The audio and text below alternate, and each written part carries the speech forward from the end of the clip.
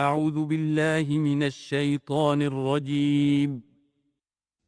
بسم الله الرحمن الرحيم.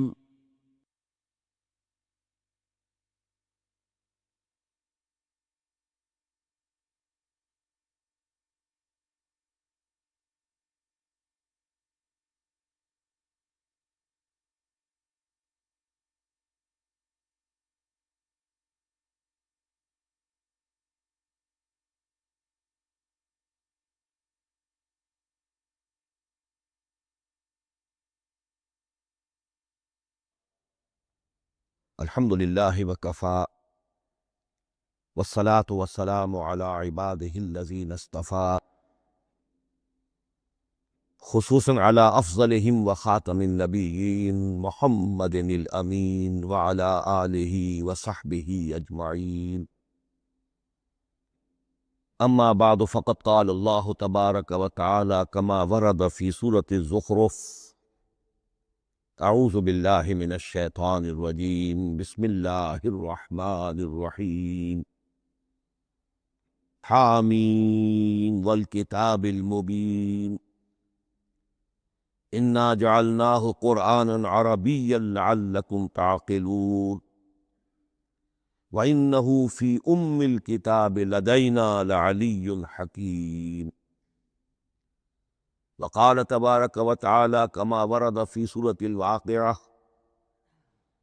فلا اقسم بمواقع النجوم وإنه لقسم لو تعلمون عظیم انه لقرآن کریم فی کتاب مکنون لا یمسہ الا المطہرون تنزیل من رب العالمین. وقال عز وجل کما ورد فی آخر سورة الفجر: بل هو قرآن مجید فی لوح محفوظ. صدق اللہ العظیم. رب اشرح لی صدری ویسر لی امری واحلل عقدۃ من لسانی یفقہوا قولی. اللہم ربنا الہمنا رشدنا واعذنا من شرور انفسنا. اللہم ارنا الحق حقا وارزقنا اتباعہ وارنا الباطل باطلا وارزقنا اجتنابہ. اللہم ارحمنا بالقرآن العظیم واجعلہ لنا اماما ونورا وہدی ورحمہ. اللہم ذکرنا منہ ما نسینا وعلمنا منہ ما جہلنا وارزقنا تلاوتہ آناء اللیل وآناء النہار واجعلہ لنا حجتا یا رب العالمین، آمین. تعارف قرآن کے ضمن میں سب سے پہلی بات جو سمجھنے کی ہے وہ یہ کہ قرآن مجید کے بارے میں ہمارا اجمالی عقیدہ کیا ہے. یہ 3 جملوں پر مشتمل ہو سکتا ہے. ہمارے نزدیک قرآن اللہ کا کلام ہے جو محمد الرسول اللہ صلی اللہ علیہ وسلم پر نازل ہوا. اور تیسرے یہ کہ یہ مکمل محفوظ شکل میں موجود ہے بنوعن، اس میں نہ کوئی تحریف ہوئی ہے نہ کوئی تبدیلی ہوئی ہے. یہ کم سے کم 3 اجزاء ہیں ہمارے عقیدے کے قرآن مجید کے بارے. لیکن اب اس کی کچھ علمی توضیحات. سب سے پہلے یہ کہ کلام ہونا، اس کا اللہ کا کلام ہونا ہے، اس لیے کہ آپ کے علم میں ہے کہ تورات جو حضرت موسیٰ علیہ السلام کو دی گئی تھی وہ لکھی ہوئی شکل میں پتھر کی تختیوں پر لکھی ہوئی صورت میں دی گئی تھی، اور قرآن مجید کی تنزیل جو محمد الرسول اللہ صلی اللہ علیہ وسلم پر ہوئی ہے وہ ایک مختلف صورت میں ہوئی. اس کو قرآن مجید خود اللہ کا کلام قرار دیتا ہے. چنانچہ سورہ توبہ کی آیت ہے، آیت نمبر 6: وَإِنْ أَحَدٌ مِّنَ الْمُشْرِكِينَ اسْتَجَارَكَ فَأَجِرْهُ حَتَّى يَسْمَعَ كَلَامَ اللَّهِ ثُمَّ أَبْلِغْهُ مَأْمَنَهُ.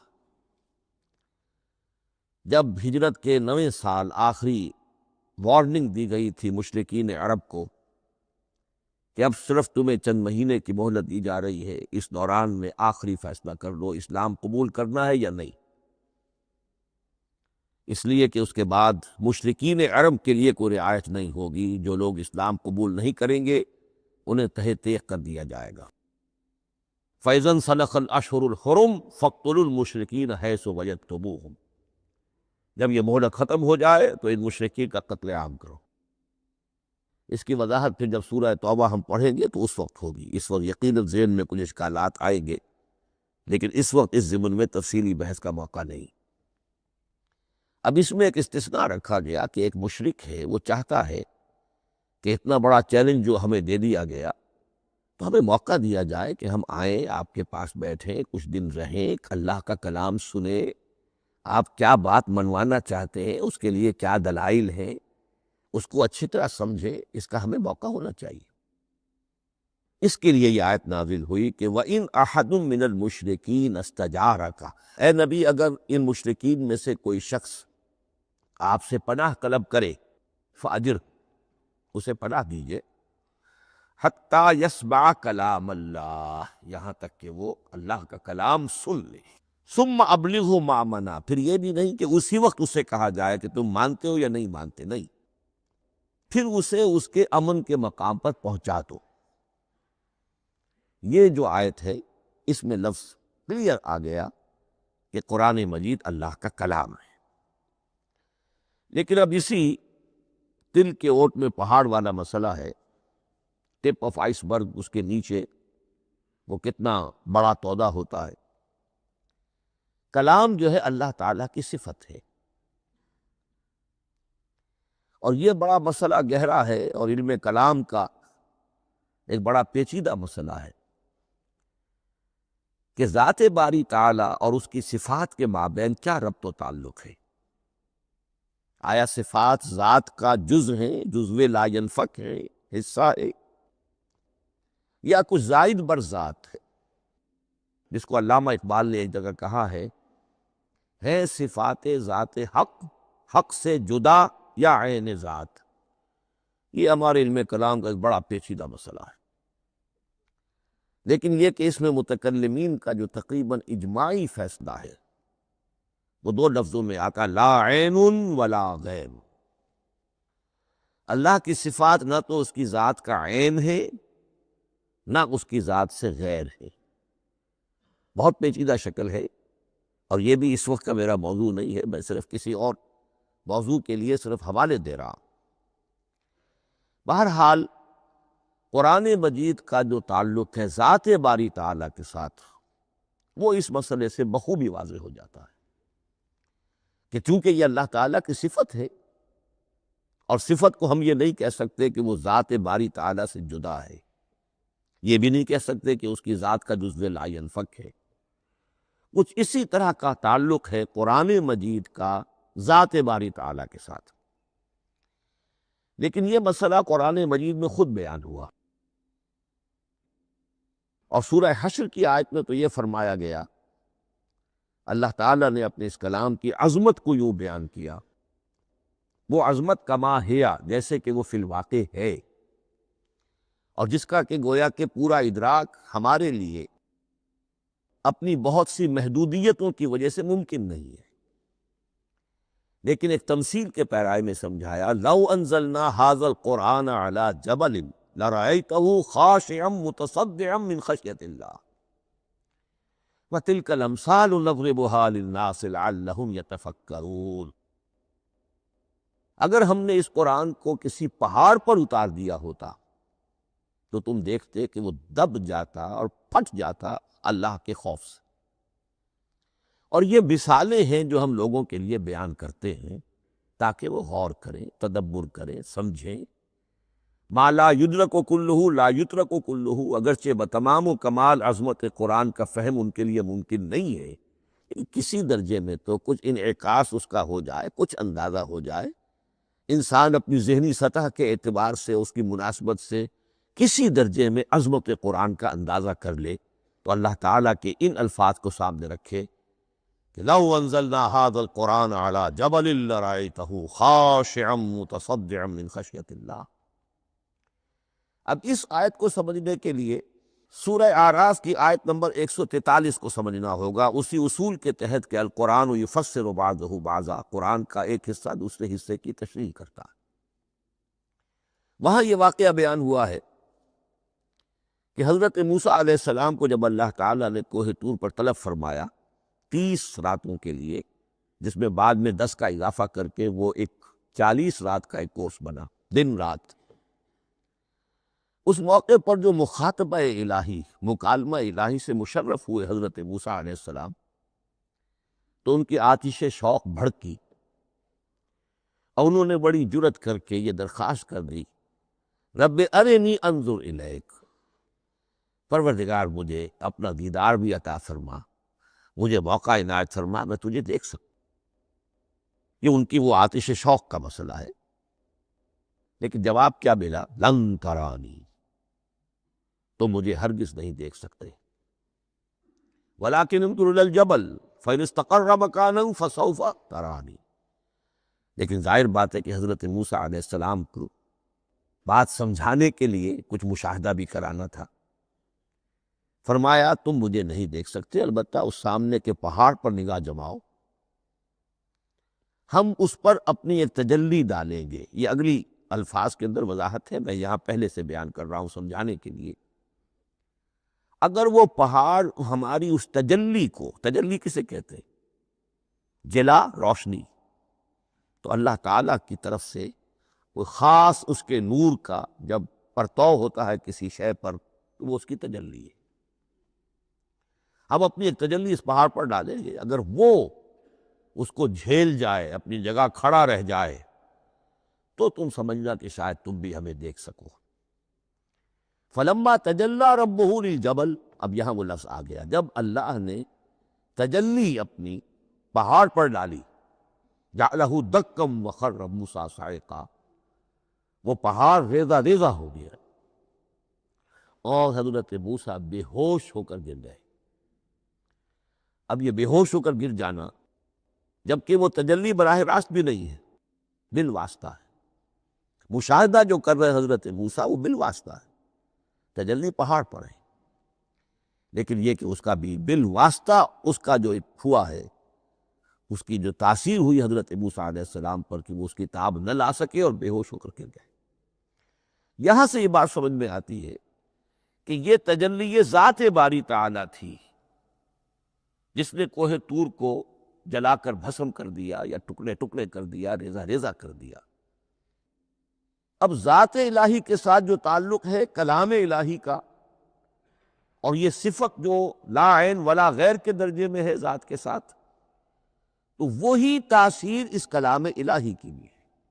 لو انزلنا هذا القرآن على جبل لرأيته خاشعا متصدعا من خشية الله وتلك الأمثال نضربها للناس لعلهم يتفكرون۔ اس حقیقت کو اس دور میں میں اپنے مطالعے کی محدودیت کا اعتراف کرتے ہوئے عرض کر رہا ہوں کہ میرے نزدیک جس قدر پرشکوہ انداز میں علامہ اقبال نے بیان کیا ہے، اسی کیفیت کو وہ شاید اس کی کوئی مثال نہ مل سکے۔ فاش گویم آنچ در دل مضمرست، یہ کتابیں نیست چیزیں دیگر است۔ میں صاف ہی کہہ دیتا ہوں جو میرے دل میں چھپی ہوئی بات ہے۔ فاش گویم آنچ در دل مضمرست، یہ کتابیں نیست، اس قرآن کو کتاب نہ سمجھنا، یہ کچھ اور شے ہے، چیزیں دیگر است۔ اب وہ چیزیں دیگر کیا ہے؟ وہی جو میں نے عرض کیا، ذات باری تعالیٰ اور کلام کا صفت باری تعالیٰ ہونا، اس کے بنا پر جو مناسبت ہے، جو قرب ہے، جو مشابہت ہے۔ مثل حق پنہاؤ ہم پیداستو، زندہ و پائندہ و گویاستو۔ اس کلام میں اللہ تعالیٰ کی ساری صفات کا انعکاس موجود ہے۔ یہ بات ویسے بھی سمجھ میں آتی ہے، کوئی شخص ذرا گفتگو کرے، چند جملے جب وہ ادا کرے گا اپنی زبان سے، تو معلوم ہو جائے گا کہ اس کے فہم کا، اس کی دانش کا، اس کے مطالعے کا حدود اربع کیا ہے اور اس کے ذہن کی سطح کیا، سمجھ میں آ جائے گی بات۔ اس لیے کہ کلام جو ہے وہ متکلم کی پوری شخصیت کی عکاسی کر رہا ہوتا. تانت بازی راگ پایا، چند جملے کسی نے کہا، پتہ چل گیا کہ یہ کس سطح کے آدمی ہے، علمی اعتبار سے، معلوماتی اعتبار سے، تہذیبی اعتبار سے، کلچرڈ ہیں یا نہیں ہیں. یہ ساری باتیں چند جملوں میں واضح ہو جائیں. تو اللہ تعالیٰ کی بھی جملہ صفات کا عکس اس قرآن میں موجود ہے. ان میں سے جن چند چیزوں کا ذکر علامہ نے شعر میں کیا، وہ جو سورہ حدید کی آیت ہے، هو الاول والآخر والظاہر والباطن. اللہ الظاہر بھی ہے، الباطن بھی ہے. اتنا ظاہر کہ اس سے زیادہ ظاہر کوئی شے نہیں، اور اتنا باطن کہ اس سے زیادہ چھپی ہوئی کوئی شے نہیں. اسی لیے حضور سے جو منقول ہیں الفاظ کہ پروردگار انت الظاہر فلیس فوقک شیء وانت الباطن فلیس دونک شیء. یہی کیفیت قرآن کی ہے. مثل حق پنہاں و ہم پیداستو، پنہاں بھی ہے، ظاہر بھی ہے، جیسے ذات باری تعالی. اور جیسے اللہ تعالیٰ کی شان ہے جو آیت الکرسی کے شروع میں آئی، الحی القیوم. مثل حق پنہاں و ہم پیداستو، زندہ و پائندہ و گویاستو. یہ قرآن جو ہے اللہ تعالیٰ کی صفات کا ایک عکس اپنے اندر رکھتا ہے. اس سے ذرا آگے چلیے. کلام کے بارے میں اب کلام الہی ظاہر بات ہے کہ صفت ہے، اور صفت قدیم ہے. اللہ کی صفات حادث نہیں ہے.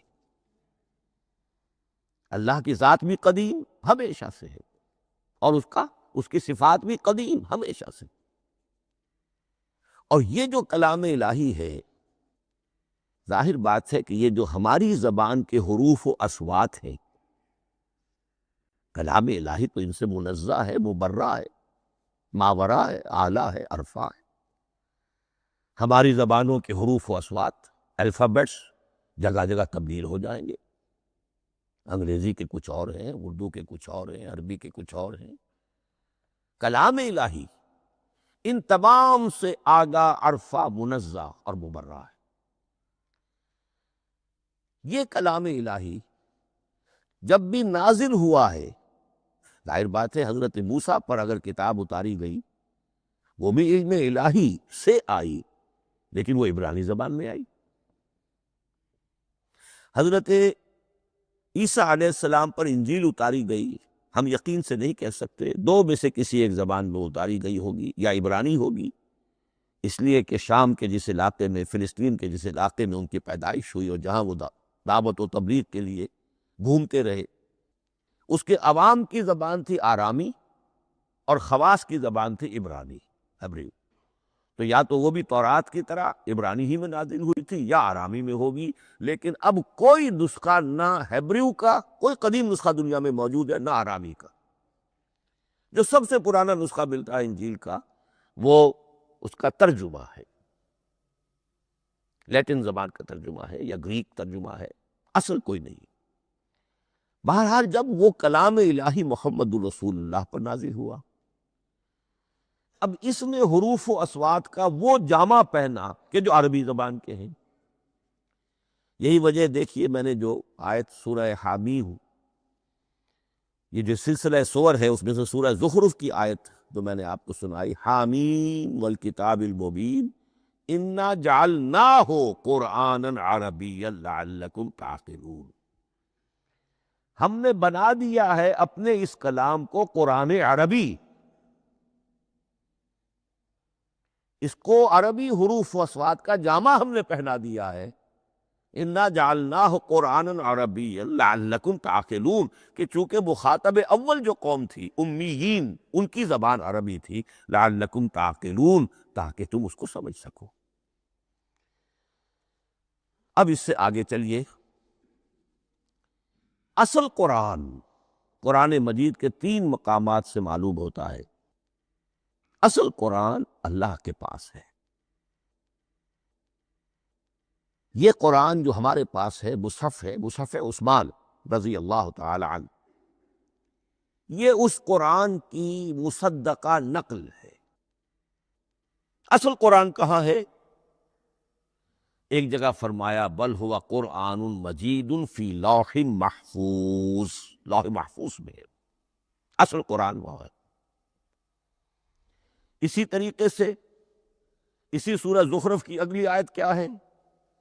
ہم نے اسے عربی قرآن بنا کر اتارا، لیکن اصل قرآن کیا ہے؟ وَإِنَّهُ فِي أُمِّ الْكِتَابِ لَدَيْنَا لَعَلِيٌّ حَكِيمٌ، حقیقت میں تو یہ ام الکتاب میں ہے جو ہمارے پاس ہے،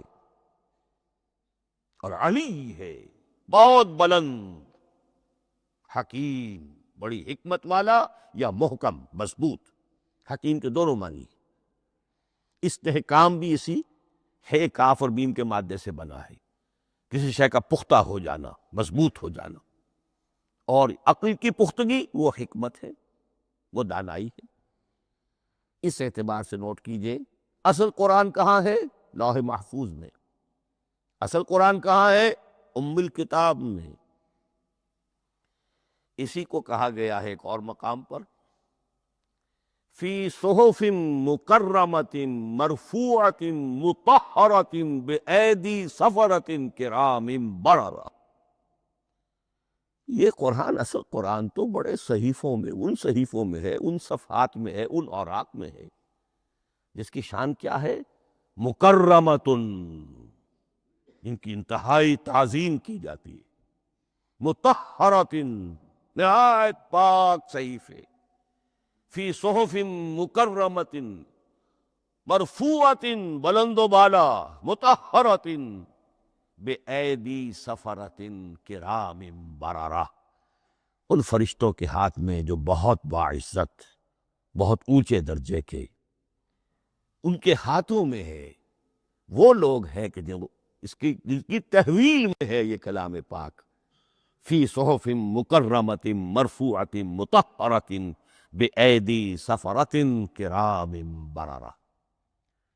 اب اسی کو بیان کیا ہے سورہ واقعہ میں، فلا اقسم بمواقع النجوم، تو نہیں، میں قسم کھاتا ہوں ستاروں کے ڈوبنے کی جگہ کی۔ وَإِنَّهُ لَوْ تَعْلَمُونَ لَقَسَمٌ عَظِيمٌ، وَإِنَّهُ لَقَسَمٌ لَوْ تَعْلَمُونَ عَظِيمٌ، اور اگر تم جان سکتے تو یہ بہت بڑی قسم ہے جو ہم نے کھائی، بہت بڑی گواہی ہے جو ہم نے پیش کی۔ اب تدریجاً اس کا انکشاف ہو رہا ہے۔ یہ آج جو تصور ہے بلیک ہولز کا، اس سے کچھ اندازہ ہوتا ہے یہ ستارے کہاں ڈوب جاتے ہیں، بڑے بڑے ستارے نسیم منسیہ ہو جاتے ہیں، ستارے نہیں، پوری گیلیکسیز اس میں گم ہو جاتے ہیں، وہ مقبرے ہیں بڑی بڑی گیلیکسیز کے۔ فلا اقسم بمواقع النجوم وانه لقسم لو تعلمون عظیم انه لقرآن کریم، یہ قرآن ہے بہت باعزت، فی کتاب مکنون، اور یہ اس کتاب میں جو چھپی ہوئی ہے۔ یہ لؤلؤ مکنون کا لفظ آتا ہے قرآن مجید میں، جیسے موتی ہوتے ہیں انہیں چھپا کر رکھا جاتا ہے ڈبیوں میں، مخملی ڈبیوں کے اندر موتیوں کو، اسی طریقے سے فی کتاب مکنون لا یمسہ الا المطہرون، وہ صحیفے بھی بہت مطہرہ تھے اور ان کو چھو نہیں سکتے مگر وہی جو انتہائی پاک ہیں، ملائکہ مقربین، جن کے قریب سے بھی ہو کر معصیت یا گناہ کا کوئی تصور تک نہیں گزر سکتا، وہ ہیں جو اس کو چھوتے ہیں، ان کے ہاتھوں میں ہے، ان کی تحویل میں ہے۔ یہ ہے وہ چیزیں کہ جس سے اندازہ ہوا کہ اصل قرآن کہاں ہے۔ یہ جو ہمارے پاس ہے در حقیقت یہ نقل مطابق اصل ہے، مصدقہ نقل ہے۔ اب اس میں آپ سے عرض کر دوں کہ ایک بہت خوبصورت بات ہمیں جو ملتی ہے، تورات میں جو استثناء، جو صفر استثناء ہے، ڈیوٹرانومی، اس کے 18ویں باب میں 18ویں اور 19ویں آیات جو ہیں اس میں ذکر موجود ہے، میں ان کے لیے انہی کے بھائیوں میں سے تیری مانند ایک نبی برپا کروں گا۔ اللہ تعالیٰ کلام فرما رہے ہیں یہاں حضرت موسیٰ علیہ السلام سے، آج بھی موجود ہے، اولڈ ٹیسٹمنٹ، ڈیوٹرانومی، یا کتاب استثناء صفر استثناء، اس کا 18واں باب، اس کی 18ویں اور 19ویں آیات، جب چاہیں جا کر دیکھیں۔ میں ان کے لیے ان کے بھائیوں ہی میں سے تیری مانند ایک رسول اٹھاؤں گا، میں ان کے لیے انہی کے بھائیوں میں سے تیری مانند ایک نبی برپا کروں گا، اور اپنا کلام اس کے منہ میں ڈالوں گا، اور جو کچھ میں اس سے کہوں گا وہی وہ ان سے کہے گا۔ یہ ہے جو پیشین گوئی ہے محمد الرسول اللہ صلی اللہ علیہ وسلم کی۔ اور یہاں وہ فرق واضح کر دیا گیا، اے موسیٰ، تم سے تو یا تو ہم نے کلام کیا ہے، یا تمہیں جو کتاب دی ہے وہ لکھی ہوئی دی ہے، لیکن جو نبی تیری ہی مانند میں برپا کروں گا۔ اب اس میں بھی نوٹ کرنے کی بات ہے کہ حضرت موسیٰ کے مشابہ نبی اکرم صلی اللہ علیہ وسلم کے سوا کوئی نبی نہیں۔ صاحب کتاب وہ بھی تھے، صاحب کتاب محمد بھی ہے، صاحب امت وہ بھی تھے، اور صاحب امت محمد رسول اللہ ہے، تیری مانند صاحب شریعت۔ حضرت عیسیٰ صاحب شریعت نہیں تھے، شریعت موسوی ہی کو نافذ کرنے کے لیے آئے تھے۔ ان کی حیثیت دین موسوی کے مجدد کی تھی۔ ویسے نبی تھے، اللہ کے فضل و کرم سے نبی تھے، اس میں کوئی شک نہیں، رسول تھے، لیکن یہ کہ ان کے کام کی نوعیت کیا تھی؟ اس لیے کہ کوئی نئی شریعت لے کر نہیں آئے۔ اب بھی انجیل میں الفاظ موجود ہیں، don't think I have come to destroy law, جو موزائک لا جسے یہ کہتے ہیں، شریعت موسوی، وہ تم پر نافذ رہے گی، تم اس کی پابندی کرو، کیونکہ صاحب شریعت رسول یا موسیٰ یا محمد صلی اللہ علیہ وسلم علیہ الصلوۃ والسلام۔ تو میں ان کے بھائیوں میں سے، اب بھائی کون ہوں گے؟ ظاہر بات ہے بنی اسرائیل، ان کے کزنز کون ہیں؟ بنی اسماعیل۔ بنی اسرائیلی تو جو بھی نبی ہے وہ انہی میں سے ہے، ان کے بھائیوں میں سے، تو بھائی تو ہوگا، ان کا کزن ہوگا، اب وہ کون ہے؟ بنی اسماعیل۔ تو ان کے بھائیوں میں سے گویا کہ غیر اسرائیلی جو ان کے قریب ترین قرابت دار ہوں گے وہ بنو اسماعیل ہیں۔ تیرے مانند صاحب شریعت نبی میں برپا کروں گا، لیکن اس پر جو میرا کلام اترے گا وہ کس شکل میں اترے گا؟ میں اپنا کلام اس کے منہ میں ڈالوں گا، اور پھر وہ جو کچھ کہے گا وہ وہی کہے گا جو میں نے کہا ہے۔ اب اس کے حوالے سے ایک بہت اہم بات سمجھ لیجئے، قرآن مجید کے دو اہم مقامات کی وضاحت اس سے ہو جائے گی۔ یہ کلام اللہ، قرآن مجید میں اس کو قول جبرائیل بھی کہا گیا ہے۔ کلام اللہ حضرت جبرائیل کے ذریعے سے جب ادا ہوا ہے تو قول جبرائیل ہے، اور پھر جب وہ محمد الرسول اللہ کی زبانی ادا ہوا ہے تو قول رسول ہے، قول محمد ہے صلی اللہ علیہ وسلم۔ یہ قول اللہ بھی ہے، قول جبرائیل بھی ہے، اور قول محمد بھی ہے بیک وقت۔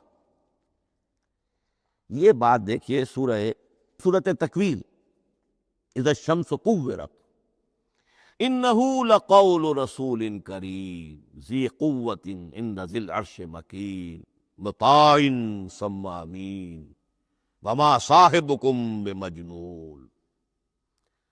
یہ یہاں پر حضرت جبرائیل کا ذکر ہو رہا ہے۔ وما ہوا بقول شیطان الرجیم، محمد تک اس قرآن کو لانے والا تو وہ بلند پائے کا فرشتہ ہے، یہ کوئی شیطان رجیم نہیں ہے۔ اس لیے کہ مکے والوں نے کہہ دیا تھا ہو سکتا ہے کوئی بدروح آئی ہو محمد پر، اور اس بدروح نے کوئی الٹی سیدھی بات سکھا دی ہو، نہیں۔ انہ لقول رسول کریم، یہاں رسول کریم کون ہے؟ حضرت جبرائیل۔ انہ لقول رسول کریم ذی قوت عند ذی العرش مکین، بڑی قوت والا، اور جس کا بڑا اونچا مقام اور مرتبہ ہے عرش والے کے قریب۔ ذی قوت عند ذی العرش مکین مطاع ثم امین، وہ فرشتوں کے مطاع ہیں، فرشتے ان کی اطاعت کرتے ہیں، فرشتوں کے سردار ہیں، اور پھر ساتھ ہی پورے امین ہیں، جبرائیل امین، یہ ہم لفظ استعمال کرتے ہیں۔ اور اس کے بعد آگے جا کے فرمایا وما ہوا بقول شیطان الرجیم، یہ کسی شیطان ایک رجیم کا قول نہیں ہے۔ اب یہاں اس سورہ تکویر میں قرآن کو قول جبرائیل قرار دیا گیا، لیکن سورۃ الحاقہ میں چلیے، اس کے آخر میں آتا ہے انہ لقول رسول کریم وما ہوا بقول شاعر قلیلا ما تؤمنون ولا بقول کاہن قلیلا ما تذکرون تنزیل من رب العالمین۔ یہاں اب رسول کریم سے مراد محمد الرسول اللہ صلی اللہ علیہ وسلم۔ یہ کسی شاعر کا قول نہیں ہے، کسی کاہن کا قول نہیں ہے، یعنی جس کے زبانی یہ قرآن لوگوں کے سامنے آ رہا ہے۔ جبرائیل کا قول ہو کر تو محمد پر نازل ہوا صلی اللہ علیہ وسلم، لیکن اب لوگوں کے سامنے وہ قول محمد بن کر آ رہا۔ انہ لقول رسول کریم وما هو بقول شاعر قلیلا ما تؤمنون ولا بقول کاہن قلیلا ما تذکرون تنزیل من رب العالمین۔ تو قرآن مجید کلام اللہ ہے، پھر وہ قول جبرائیل بنا جب جبرائیل نے آ کر محمد کو سنایا، اور پھر وہ قول محمد بنا جب محمد کی زبان مبارک سے لوگوں نے اسے سنا، اہل عرب نے سنا، اور پھر وہ بات پھیلتی چلی گئی۔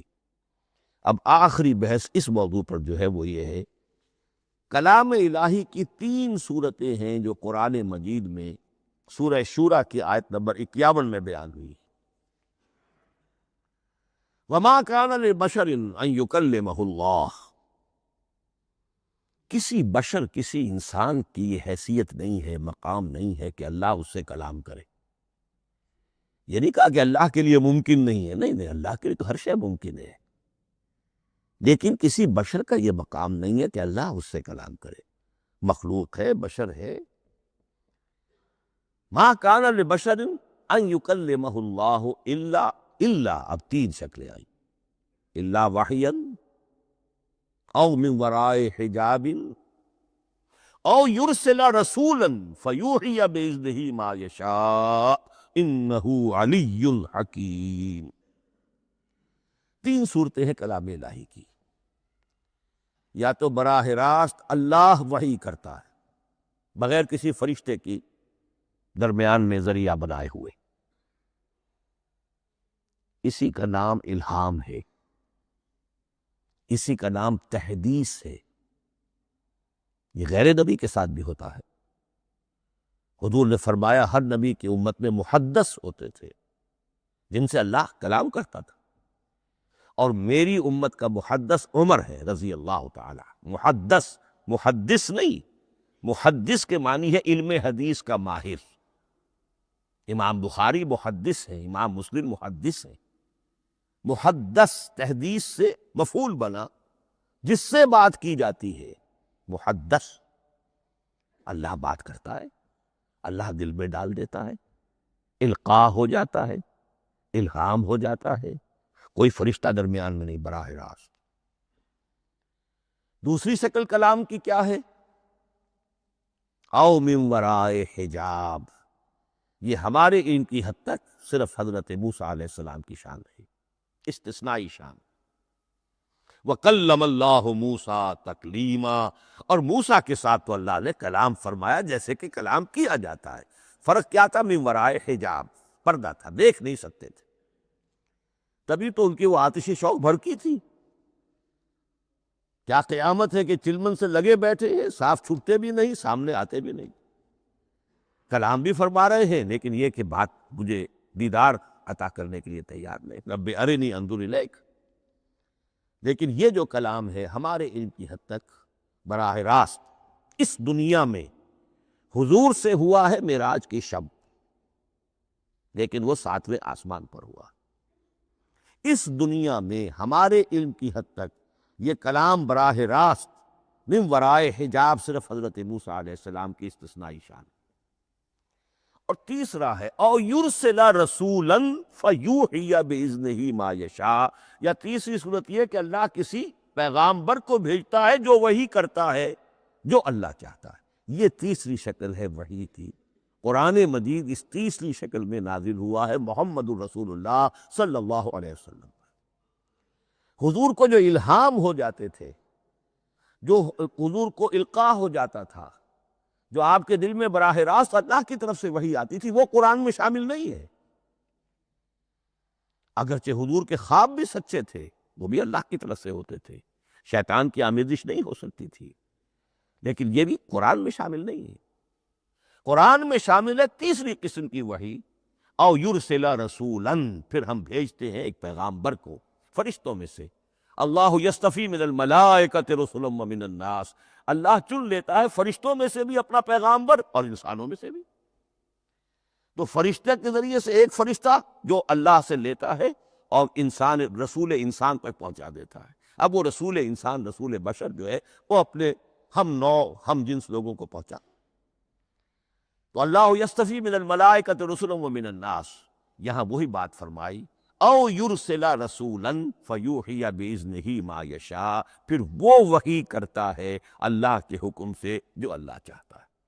یہ کلام الہی کی یہ تیسری شکل ہے جو محمد الرسول اللہ صلی اللہ علیہ وسلم پر نازل ہوا، اور وہ ہے قرآن حکیم۔ اب ایک اور بحث جو علمی ہے وہ یہ ہے کہ حضور پر جو اس کا نزول ہوا اس کی کیفیات کیا تھی۔ دو الفاظ استعمال ہوتے ہیں، انزال بھی اور تنزیل بھی۔ ان دونوں میں فرق کیا ہے اس کو نوٹ کر لینا چاہیے۔ لغوی اعتبار سے جان لینا چاہیے، نزل ینزل کسی کا خود اترنا، نازل ہونا، اترنا۔ انزل ینزل دفعتاً اتار دینا، کسی اور نے کسی شے کو دفعتاً نیچے اتار دیا۔ یہی مفہوم نزلہ کے ساتھ بے لگ جائے تو آ جاتا ہے، با کے ساتھ نزلہ بے ہی، یہ اتارنے کے مفہوم میں آئے گا۔ لفظی ترجمہ یہ بھی کر سکتے وہ اترا اس شے کے ساتھ۔ نزل بہ الروح الامین، اس کو لے کر نازل ہوا خود روح الامین فرشتہ علی قلبک، اے محمد صلی اللہ علیہ وسلم آپ کے قلب مبارک پر۔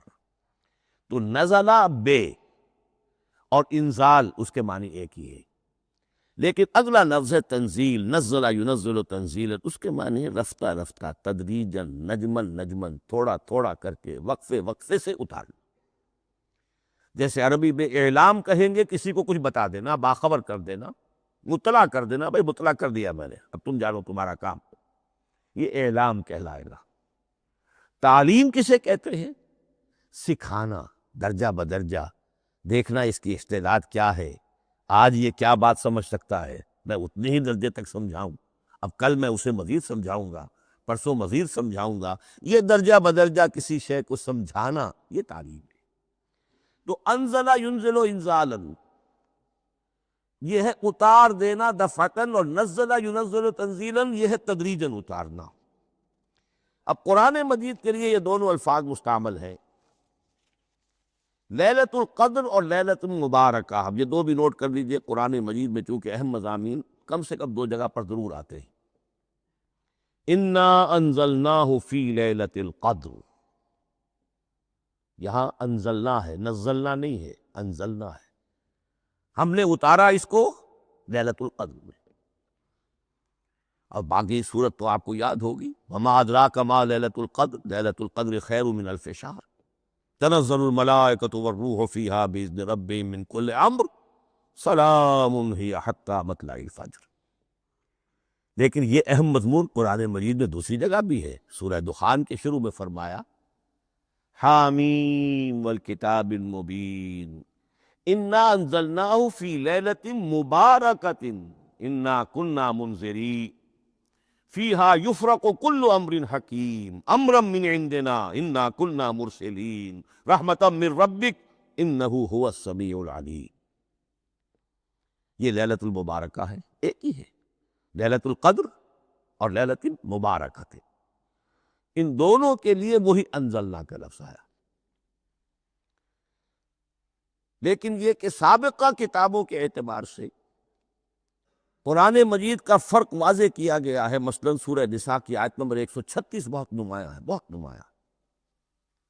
وہاں فرمایا گیا یا ایھا الذین آمنوا آمنوا باللہ ورسولہ والکتاب الذی نزل علی رسولہ والکتاب الذی انزل من قبل۔ اے ایمان کے دعوے دارو، حقیقتاً ایمان لاؤ، ایسے ایمان لاؤ جیسے ایمان لانے کا حق ہے، اللہ پر بھی اور اس کے رسول پر بھی، اور اس کتاب پر بھی جو اللہ نے اپنے رسول پر نازل فرمائی، اور اس کتاب پر بھی جو اللہ نے پہلے نازل فرمائی۔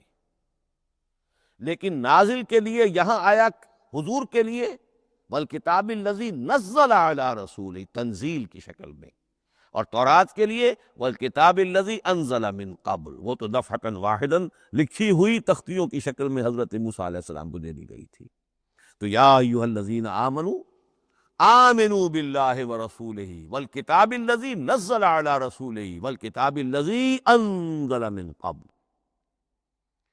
یہ جو تنزیل ہوئی ہے حضور پر، یعنی لیلۃ القدر میں جو رمضان مبارک میں ہے، پورا قرآن لوح محفوظ سے، کتاب مکنون سے، ام الکتاب سے نقل کر کے اتار دیا گیا سمائے دنیا تک۔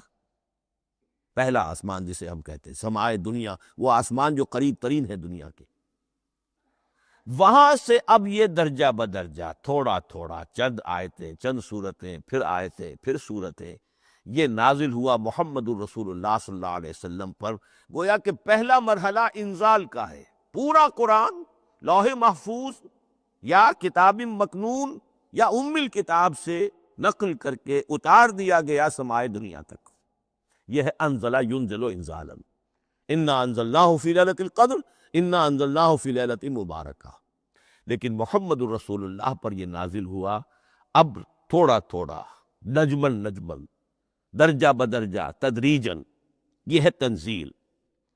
اس تنزیل کی حکمت قرآن مجید میں بیان ہوئی ہے، اور اس اعتبار سے کہ اہل عرب نے، اہل مکہ نے اعتراض کیا تھا کہ یہ پورا قرآن تو نہیں محمد ایک ہی مرتبہ پیش کر دیتے صلی اللہ علیہ وسلم۔ اس میں جو چیز مضمر تھی وہ یہ تھی کہ چونکہ یہ حقیقت میں اللہ کا کلام نہیں ہے، یہ محمد کا اپنا کلام ہے، تو کوئی شاعر دنیا میں ایسا نہیں ہے جو ایک دم اپنا پورا دیوان دے دے۔ وہ تو ساری عمر میں تھوڑا تھوڑا، آج غزل کہی، کل قصیدہ کہا، پرسوں کچھ اور کہا، پھر وہ جمع ہوتا ہے تو وہ دیوان بنتا ہے۔ اسی طریقے سے تو یہ کر رہے ہیں۔ اگر یہ اللہ کا کلام ہوتا تو بیک وقت آ جاتا۔ یہ تو ذرا محنت کرتے ہیں، کچھ اس کے اندر اس کو اپنی محنت سے کوشش کر کے کچھ موضوع کرتے ہیں، کلمات، الفاظ، اور اس طریقے سے رفتہ رفتہ لے کر آ رہے ہیں۔ اس لیے ان کا اعتراض نقل ہوا یہ، وَقَالَ الَّذِينَ كَفَرُوا لَوْلَا نُزِّلَ عَلَيْهِ الْقُرْآنُ جُمْلَةً وَاحِدَةً، انہوں نے کیوں نہیں اترا یہ قرآن پورا کا پورا ایک ہی بار؟ یہ اعتراض تھا۔ اس اعتراض کے جو جوابات دیے گئے ہیں وہ نوٹ کیجئے کہ لوگوں کے حق میں یہ مفید ہے، یہ پورے قرآن کا تحمل ایک وقت میں کر نہیں سکتے۔ یہ پورا قرآن تو ایک ہی مرتبہ اگر پہاڑ پر بھی اتار دیا جاتا تو وہ پھٹ جاتا، دب جاتا۔ وَقُرْآنًا فَرَقْنَاهُ لِتَقْرَأَهُ عَلَى النَّاسِ عَلَى مُكْثٍ وَنَزَّلْنَاهُ تَنزِيلًا، سورہ بنی اسرائیل آیت 106۔ یہ وہ قرآن ہے جس نے ہم نے جس کو ٹکڑے ٹکڑے کر کے، فرق نہ ہو، فرق توڑ دینا، تھوڑا تھوڑا کر کے ہم نے کر دیا، لِتَقْرَأَهُ عَلَى النَّاسِ عَلَى مُكْثٍ، تاکہ آپ اسے پڑھ کر سنائے لوگوں کو وقفے وقفے سے، تاکہ وہ سہار سکیں، سنبھال سکیں، برداشت کر سکیں۔ وَنَزَّلْنَاهُ تَنزِيلًا، اسی وجہ سے ہم نے اسے نازل کیا ہے بطرز تنزیل، بطرز انزال نہیں، بطرز تنزیل۔ وَقُرْآنًا فَرَقْنَاهُ لِتَقْرَأَهُ عَلَى النَّاسِ عَلَى مُكْثٍ وَنَزَّلْنَاهُ تَنزِيلًا۔ ایک حکمت تو ہو گئی عوام کے لیے، ایک حکمت خود رسول کے لیے صلی اللہ علیہ وسلم۔ كَذَلِكَ لِنُثَبِّتَ بِهِ فُؤَادَكَ وَرَتَّلْنَاهُ تَرْتِيلًا۔ اب ذرا نوٹ کیجئے، قلب محمدی کے لیے بھی اس پورے کلام کا ایک دم سہار آسان کام نہیں تھا۔ یہ اس لیے، یہ اسی سورہ الفرقان کی جو آیت کا میں نے ایک حصہ آپ کو سنا دیا تھا، اسی کے اندر اس کا جواب آیا ہے، اسی آیت میں، آیت نمبر 32 ہے یہ سورہ فرقان کی۔ وَقَالَ الَّذِينَ كَفَرُوا لَوْلَا نُزِّلَ عَلَيْهِ الْقُرْآنُ جُمْلَةً وَاحِدَةً، یہ اعتراض ہے۔ جواب کیا ہے؟ كَذَلِكَ لِنُثَبِّتَ بِهِ فُؤَادَكَ، ہم نے یہ اس لیے کیا ہے نبی کہ اس کے ذریعے سے آپ کے دل کو ٹھہراؤ اور جماؤ عطا کریں۔ یہ ایک دم اس کا اتر جانا، اِنَّا سَنُلْقِي عَلَيْكَ قَوْلًا ثَقِيلًا، بڑا بھاری بوجھ ہے، ناقابل برداشت ہے، تاکہ رفتہ رفتہ آپ کا دل، اس کے اندر تقویت بڑھتی چلی جائے، اس کے اندر اور اس کا تحمل جو ہے، اس کی صلاحیت بڑھتی چلی جائے۔ كَذَلِكَ لِنُثَبِّتَ بِهِ فُؤَادَكَ وَرَتَّلْنَاهُ تَرْتِيلًا، اسی لیے ہم نے تھوڑا تھوڑا کر کے نازل کیا ہے۔ وَلَا يَأْتُونَكَ بِمَثَلٍ إِلَّا جِئْنَاكَ بِالْحَقِّ وَأَحْسَنَ تَفْسِيرًا۔ ساتھ ہی فرمایا کہ یہ لوگ جو بھی اعتراض کریں گے ہم اس کا جواب بھی اور بہترین تعویل بھی آپ کو دے دیں گے۔ اب اگلی بحث یہ ہے، یہ قرآن کب اور کہاں نازل ہوا؟ یہ عام معلوماتی شے ہے، اس میں کوئی پیچیدگی نہیں ہے، لیکن اس کی اہمیت ہے، بہت ضروری ہے۔ وہ میں انشاءاللہ اگلی بحث میں جب کہ قرآن کے سمجھنے کے جو اصول ہیں ان کو بیان کروں گا تو وضاحت سے بات آئے گی۔ یہ کہ یہ عام معلوماتی ایک ہمارے ذہن میں خاکہ رہنا چاہیے، زمان و مکان کا کیا رشتہ ہے قرآن کے ساتھ۔ قرآن نازل کب ہوا؟ ہمارا چونکہ عام طور پر جو معمول ہے، ہم تو جو کرسچین ایرا ہے اس کے حوالے سے ہمارے ذہن کے اندر سارا حساب کتاب ہے، تو سن 610 عیسوی سے لے کر 632 عیسوی تک شمسی حساب سے 22 سالوں میں قرآن نازل ہوا۔ 571 حضور کی ولادت کا سال ہے، 571 عیسوی۔ 610 میں آپ 39 سال کے ہوئے، لیکن قمری حساب سے 40 کے ہو چکے۔ 610 میں قرآن کی تنزیل شروع ہوئی اور 632 میں آپ کا انتقال ہوا۔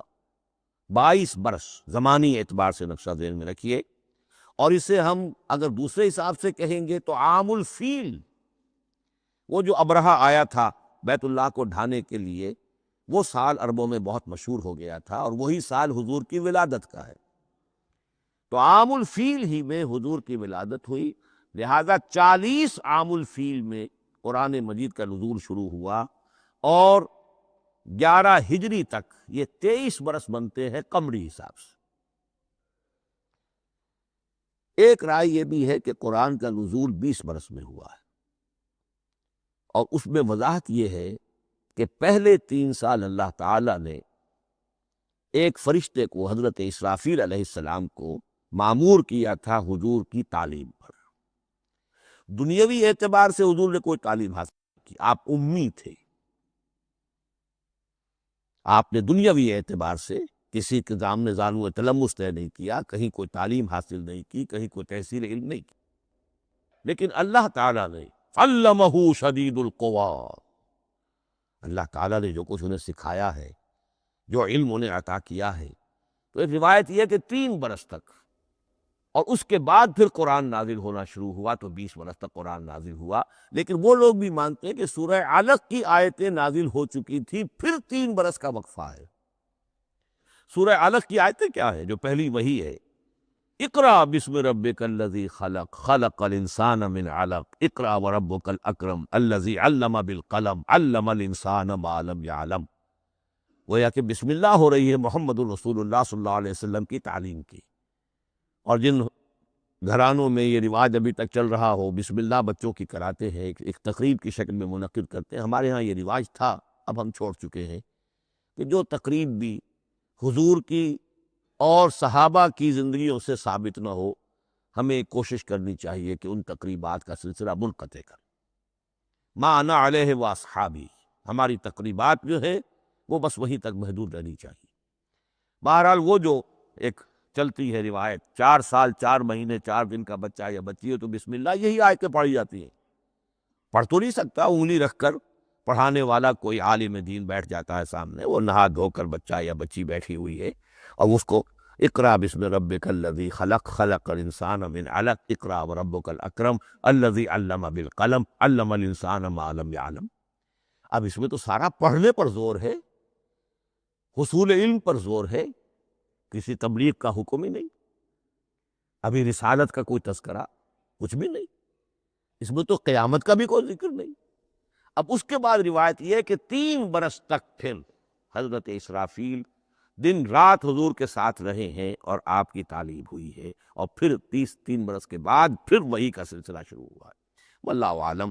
لیکن یہ کہ جب سورہ اقرا نازل ہو چکی ہے، اس کی 5 آیتیں، تو وہ 3 برس بھی اس کا وقفہ شمار ہوں گے، زمانہ نزول پھر وہی 23 برس رہے گا۔ اسی کے ساتھ میں نے عرض کیا تھا کہ دوسری بات یہ کہاں نازل ہوا قرآن۔ ایک لفظ میں تو یہ سمجھ لیجئے یہ حجاز میں نازل ہوا۔ حجاز جزیرہ نمائے عرب کا ایک خاص حصہ ہے، پہاڑی سلسلہ، یوں سمجھ لیجئے، اس کو ذہن میں رکھیے۔ جزیرہ نمائے عرب جو ہے وہ شمال سے جنوب کی طرف چوڑا ہوتا جاتا ہے، شمال میں شام اور عراق کی طرف جاتا ہے تو وہ تنگ ہے، پھر نیچے چوڑا ہو رہا ہے۔ اس کا جو مغربی ساحل ہے جس پر جدہ کی بندرگاہ بھی ہے، ینبو کی بھی ہے، اس کے کہیں وہ ایک میدان شروع ہوتا ہے ساحل سے، کہیں وہ بہت مختصر ہے، کہیں خاصا چوڑا ہے، اس کو کہتے ہیں تہامہ۔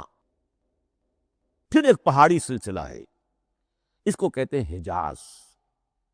یہ پہاڑی سلسلہ جو ہے اس کے بعد جو ہے وہ نجد کہلاتا ہے، وہ سطح مرتفع ہے، پلیٹو۔ تو یہ تین حصے ہیں جزیرہ نمائے عرب کے جغرافیائی اعتبار سے، اور حجاز کہتے بھی ہیں پردے کو، حاجزن، پردہ جو دو چیزوں کے درمیان حائل ہو جائے۔ تو یوں سمجھیے کہ یہ فلیٹ ہے نجد کا، اور یہ فلیٹ ہے میدان، یہ ہے تہامہ کا، اور درمیان میں یہ پہاڑی سلسلہ کھڑا ہوا ہے، تو یہ گویا کہ ان دونوں کو جدا کر رہا، یہ حجاز ہے۔ اس حجاز ہی کا شہر مکہ ہے، اس حجاز ہی کا شہر مدینہ ہے، اس حجاز ہی کا شہر طائف ہے، اس حجاز ہی کی آخری ٹپ سمجھ لیجئے تبوک ہے۔ تو حضور صلی اللہ علیہ وسلم کی پوری زندگی آغاز وحی کے بعد سے لے کر وہ اسی علاقے کے اندر، پہلے آپ مکے میں تھے، قرآن مجید کی جو صورتیں اس دور میں نازل ہوئی، آیتیں نازل، وہ مکیات کہلاتی۔ پھر آپ نے ہجرت کی، اور ہجرت کر کے جب آپ جا رہے تھے اس دوران میں بھی کچھ قرآن نازل ہوا اثناء ہجرت میں۔ پھر آپ مدینے تشریف فرما ہوئے، اب وہ ہم کہتے ہیں مدنی قرآن، لیکن مدنی قرآن سارا مدینے میں نازل نہیں ہوا۔ آپ کبھی جا رہے کسی مہم پر، کسی جنگ کے لیے، غزوہ بدر کے لیے آ گئے ہیں، تو وہاں جو آیات نازل ہو رہی ہیں وہ مدینے میں تو نہیں ہو رہی۔ براڈ تقسیم تو یہی ہے، مکی مدنی۔ ہجرت سے قبل جو کچھ نازل ہوا وہ مکی، ہجرت کے بعد جو کچھ نازل ہوا وہ مدنی۔ لیکن صرف مدنی کہنا صحیح نہیں ہے، اثناء سفر تبوک، اتنا طویل سفر ہے آپ کا، اس کے دوران آتے جاتے قرآن نازل ہوتا رہا۔ لیکن یہ بات نوٹ کر لیجئے کہ پورا قرآن حجاز ہی میں نازل ہوا ہے، یہ تمام شہر، یہ تمام علاقہ حجاز کہلاتا ہے۔ ایک اور بحث جو ہم اسی اپنی پہلی نشست میں مکمل انشاءاللہ کر لیں گے، وہ ہے محفوظیت قرآن کی بحث۔ میں نے عرض کیا تھا کہ تین چیزوں پر ہمارا عقیدہ مشتمل ہے۔ یہ اللہ کا کلام ہے، نمبر ایک، نازل ہوا محمد الرسول اللہ پر صلی اللہ علیہ وسلم، اسی لیے ہم نے کلام سے متعلق کچھ مباحث علمی گہرائی میں اتر کر وہ سمجھے، حضور پر اس کے نزول، انزال اور تنزیل کے مختلف مراحل کو سمجھا۔ اب اس کی محفوظیت کے اعتبار سے واقعہ یہ ہے کہ واحد کتاب ہے پوری دنیا میں، واحد کتاب جس کے بارے میں دشمن بھی تسلیم کرتے ہیں، چاہے وہ اسے اللہ کا کلام نہ مانے، لیکن یہ مانتے ہیں کہ بعین ہی وہ شے جو محمد نے اپنی امت کو دی تھی آج بھی امت کے پاس صحیح موجود ہے۔ ظاہر بات ہے اگر تو اسے اللہ کا کلام مانے، وہی مانے، تب تو مسلمان ہی ہو گئے۔ وہ تو یہی کہتے ہیں کہ بہرحال محمد نے چاہے خود لکھا، تصنیف کیا، جو بھی کچھ کیا، اس کو چھوڑ دیجئے، لیکن جو شے محمد نے اپنی امت کو دی تھی صلی اللہ علیہ وسلم، بعین ہی وہ شے موجود ہے۔ تو یہ محفوظیت قرآن کی جو ہے، جبکہ کوئی اور دنیا کی کتاب اس کی مدعی ہی نہیں۔ تورات والوں کا سرے سے یہ دعویٰ ہی نہیں ہے، وہ تورات تو گم ہو گئی تھی نبوکدنضر کے حملے کے وقت، اس کے بعد سے دنیا میں تورات کا وجود نہیں ہے، اور پھر 100 برس کے بعد اپنی یادداشتوں سے مرتب کی ہے یہ تورات جو آج ہمارے سامنے ہے۔ انجیل کا جیسا کہ میں عرض کر چکا ہوں، کوئی نسخہ جو ہے نہ عبرانی کا موجود ہے نہ آرامی زبان کا ہے، دنیا کی کوئی کتاب نہیں جو دعویٰ کر سکتی ہو۔ یہ قرآن جو شروع ہوتا ہے ذالک الکتاب لا ریب فیہ، یہ دعویٰ دنیا کی کسی اور کتاب نے خود کیا بھی نہیں۔ اس کی بھی جس قدر پرشکوہ الفاظ میں علامہ اقبال نے اس کی ترجمانی کی ہے، انہی کا حصہ ہے۔ حرف اورا ریب نئے، تبدیل نئے، آیاش شرمندہ تاویل نئے۔ اس قرآن کے کسی حرف میں کوئی تحریف ہو جانا نہیں، امکان ہی نہیں، قطعی طور پر کسی لفظ کا بدل دیا جانا نہیں، حرف اورا ریب نئے، تبدیل نئے۔ اس میں کسی کا شک پر مبنی ہونا نہیں، آیت شرمندہ تعمیل میں، اس کی آیت کوئی بھی ایسی نہیں جسے تروڑا مروڑا جا سکے، یہ اپنی حفاظت خود کرتی ہے۔ لا یاتیہ الباطل من بین یدیہ ولا من خلفہ، حامیم السجدہ کی آیت نمبر 42، اس پر باطل حملہ آور ہو ہی نہیں سکتا۔ انا نحن نزلنا الذکر وانا لہ لحافظون، ہم ہی نے یہ الذکر نازل کیا ہے اور ہم ہی اس کی حفاظت کرنے والے ہیں۔ جہاں تک پہلے ٹکڑے کا تعلق ہے اس آیت مبارکہ کا، اس میں تو تورات بھی آئے گی۔ تورات کس نے نازل کی؟ اللہ نے نازل کی۔ انجیل کس نے نازل کی؟ اللہ نے نازل کی۔ انا انزلنا التوراۃ فیہا ھدی ونور، یہ سورہ مائدہ میں الفاظ ہیں۔ انجیل کے بارے میں بھی ہم نے انجیل عطا کی عیسیٰ کو، فیہ ھدی ونور، لیکن یہ کہ انا نحن نزلنا الذکر، اس کو اس قدر تاکید کے ساتھ کہہ کر وَإِنَّا لَهُ لَحَافِظُونَ، اور ہم ہی اس کے محافظ ہیں۔ لیکن اس موضوع پر اہم ترین مقام جو ہے قرآن مجید کا، وہ سورہ قیامہ کی یہ آیات ہے، لا تحرک بہ لسانک لتعجل بہ۔ جب قرآن نازل ہوتا تھا حضور جلدی جلدی زبان کو حرکت دیتے تھے، یاد کر لے، مبادا کہیں بھول جاؤ، مبادا کوئی لفظ جو ہے تبدیل ہو جائے۔ یہ مشقت جو آپ جھیل رہے تھے، اس سے اللہ نے روک دیا از راہ شفقت اور محبت۔ لا تحرک بہ لسانک لتعجل بہ ان علینا جمعہ وقرآنہ، ہمارے ذمے ہے اس کو جمع کر دینا، آپ کے سینے میں جمع کر دیں گے اس کو۔ اور صرف جمع کرنا نہیں، قرآن، ترتیب۔ قرآن ہوتا ہے پڑھا جاتا ترتیب سے، یعنی ترتیب نزولی۔ یہ بعد میں ہماری علیحدہ بحث بھی آئے گی کہ ترتیب نزولی اور ہے، ترتیب مصحف اور ہے، یہ ترتیب بھی ہم کروا دیں گے، یہ بھی ہمارے ذمے ہے۔ ان علینا جمعہ وقرآنہ فَإِذَا قَرَأْنَاهُ فَاتَّبِعْ قُرْآنَهُ، پھر جب ہم جس ترتیب سے پھر آپ کو پڑھائیں اسی ترتیب کی پیروی کیجئے۔ یہ جو ہے کہ قرآن کا جمع اور تدوین، یہ بھی اللہ تعالیٰ نے اس کی ضمانت لی، اور اس کی ترتیب بھی اللہ تعالیٰ ہی کی ضمانت سے ہے۔ اس اعتبار سے محفوظیت قرآن کے یہ دونوں پہلو ہمارے سامنے رہنے چاہیے۔ بارک اللہ لی ولکم فی القرآن العظیم ونفعنی وإیاکم بالآیات والذکر الحکیم۔